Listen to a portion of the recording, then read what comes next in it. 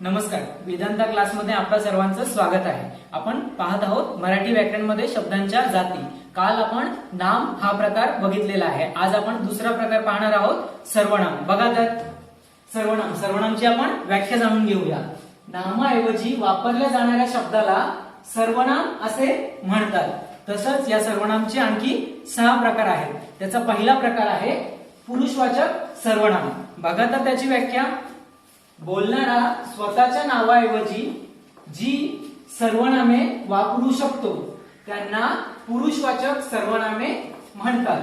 बघा तर या पुरुषवाचक सर्वनामचे आणखी 3 प्रकार आहेत। त्याचा पहिला प्रकार आहे प्रथम पुरुषवाचक।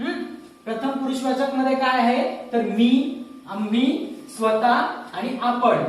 बघा तर स्वतःच्या नावाऐवजी वापरला जाणारा शब्द म्हणजेच प्रथम पुरुषवाचक। त्याचं उदाहरण पहा तर मी शिक्षक आहे। आता आपण दुसरा प्रकार पाहणार आहोत, द्वितीय पुरुषवाचक। द्वितीय पुरुषवाचक म्हणजे काय बघा तर ही सर्वनामे समोरच्या व्यक्तीसाठी वापरली जातात। बघा तर कोणती सर्वनामे, तू, तुम्ही, आपण आणि स्वतः हे आपण समोरच्या व्यक्तीसाठी वापरतो। त्याचं उदाहरण पहा बरं, आपण छान दिसता।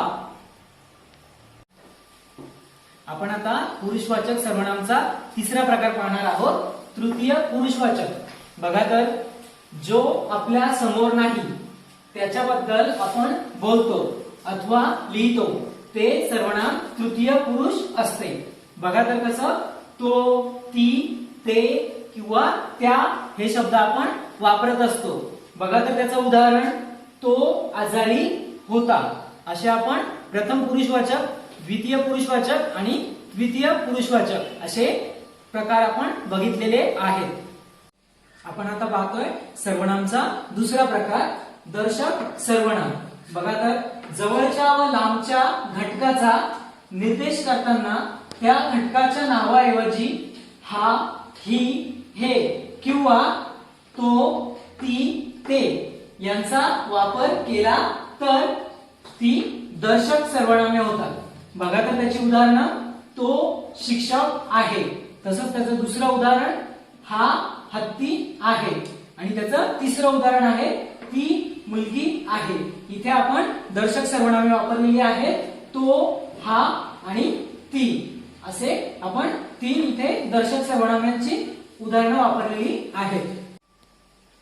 आता आपण पाहणार आहोत सर्वनामचा तिसरा प्रकार, संबंधी सर्वनाम। बघा तर त्याची व्याख्या, वाक्यात पुढे येणाऱ्या दर्शक सर्वनामांशी संबंध दाखविणाऱ्या सर्वनामाला संबंधी सर्वनाम असे म्हणतात। उदाहरणार्थ त्या वाक्याच्या पुढे जो, जी, जे आणि ज्या हे शब्द लागतात। बघा बरं, जे चकाकते ते सारेच सोने नसते, इथे जे लागले।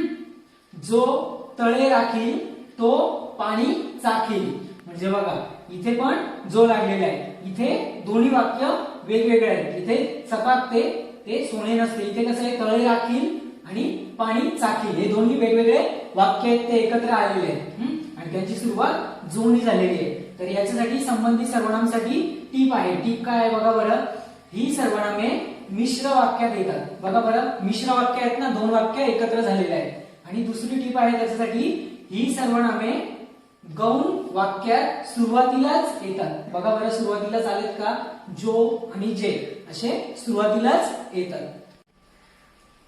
आता आपण पाहणार आहोत सर्वनामचा चौथा प्रकार, प्रश्नार्थक सर्वनाम। ज्या सर्वनामाचा उपयोग वाक्यात प्रश्न विचारण्यासाठी केला जातो त्या सर्वनामास प्रश्नार्थक सर्वनाम असे म्हणतात। पहा तर त्याची उदाहरणं, तुमच्यापैकी कोण धडा वाचणार, तुझ्याकडे किती रुपये आहेत। आणि तिसरं उदाहरण आहे, तू कुठे जातोस। असं त्या वाक्यात आपण प्रश्न विचारत असतो समोरच्या व्यक्तीला। आता आपण पाहणार आहोत सर्वनामचा 5वा प्रकार, सामान्य किंवा अनिश्चित सर्वनाम। बघा तर कोण, काय, कोणी, कोणास, कोणाला ही सर्वनामे वाक्यात प्रश्न विचारण्यासाठी न येता ती कोणत्या नामाबद्दल आली आहे ते निश्चित सांगता येत नाही, तेव्हा त्यांना अनिश्चित सर्वनामे म्हणतात. उदाहरण बघा बरं, त्या पेटीत काय आहे ते सांगा. दुसरं उदाहरण पाहूया, कोणी कोणास हसू नये. आणि तसंच तिसरं उदाहरण पाहूया, कोण ही गर्दी. बघा बरं, इथे काय, कोण, कोणी, कोण असे शब्द आलेले आहेत. आता आपण पाहतोय सर्वनामचा शेवटचा प्रकार, 6वा प्रकार, आत्मवाचक सर्वनाम.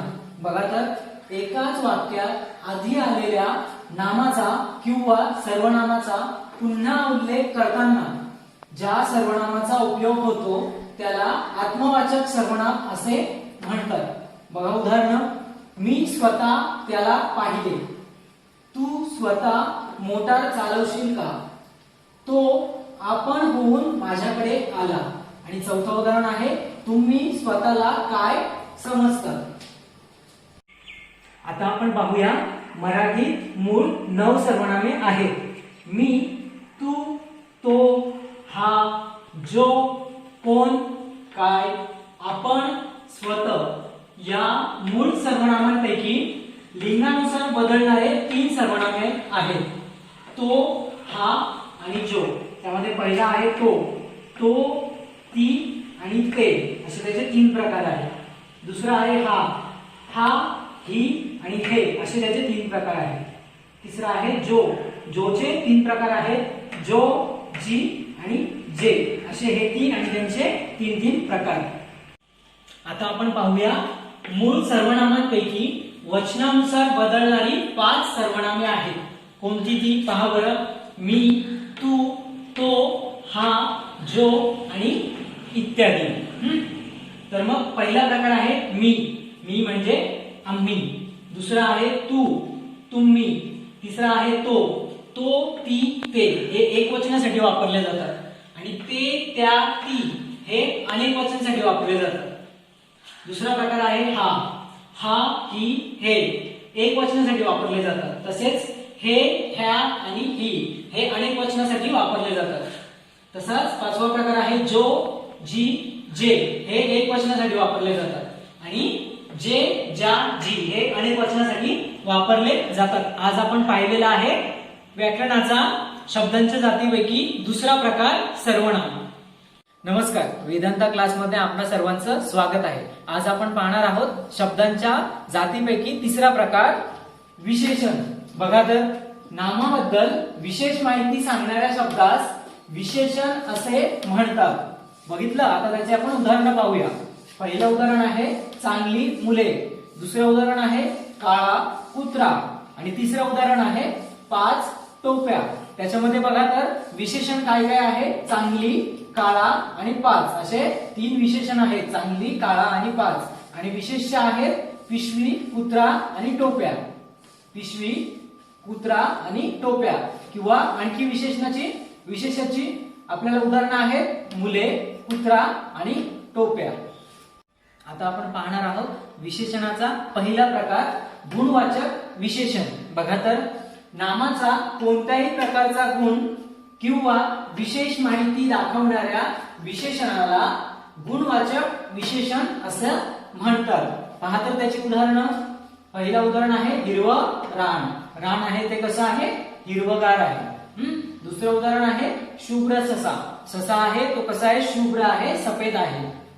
तिसरं उदाहरण आहे आकाश. तर आकाश कसं आहे, निळे आकाश. आकाश हे निळे आहे. आता आपण विशेषणाचा दुसरा प्रकार पाहूया, संख्या विशेषण. पहा तर त्याची व्याख्या. ज्या विशेषणाच्या योगाने नामाची संख्या दाखविली जाते त्यास संख्या विशेषण असं म्हणतात. आता आपण पाहतोय संख्या विशेषण. बघा तर संख्या विशेषणाचे 5 प्रकार आहेत. त्यापैकी पहिला प्रकार आहे गणनावाचक संख्या विशेषण. बघा तर ज्या विशेषणाचा उपयोग वस्तूची गणती किंवा गणना करण्यासाठी होतो त्या विशेषणाला गणनावाचक विशेषण असे म्हणतात. पहा तर त्याची उदाहरणे. 10 मुले, 13 भाषा, 1 तास, तसेच 50 रुपये. आता आपण पाहतोय की गणनावाचक संख्या विशेषणाचे आणखी 3 प्रकार आहेत. ते कोणकोणते आहेत तर पूर्णांकवाचक. त्याचं बघा उदाहरण पाहूया. 5, 6, 18, 12 असे पूर्णांकवाचक. दुसरं उदाहरण आहे अपूर्णांकवाचक. बघा तर त्याची उदाहरणं पावशेर, अर्धा, सव्वा, दीड. तसाच तिसरा प्रकार आहे सातल्पवाचक, म्हणजेच 5ही मैत्रिणी, 2 भाऊ असं आपण पाहिलेले आहे संख्या विशेषण. त्यातील पहिला प्रकार गणनावाचक संख्या विशेषण आणि त्याचे 3 प्रकार. आता आपण पाहूया संख्या विशेषणाचा दुसरा प्रकार क्रमवाचक संख्या विशेषण. पाहता त्याची व्याख्या. वाक्यामधील जे विशेषण वस्तूचा क्रम दर्शवतो त्या विशेषणाला क्रमवाचक विशेषण असे म्हणतात. पहा त्याची उदाहरणं. पहिलं दुकान, 7वा बंगला, 5वे वर्ष.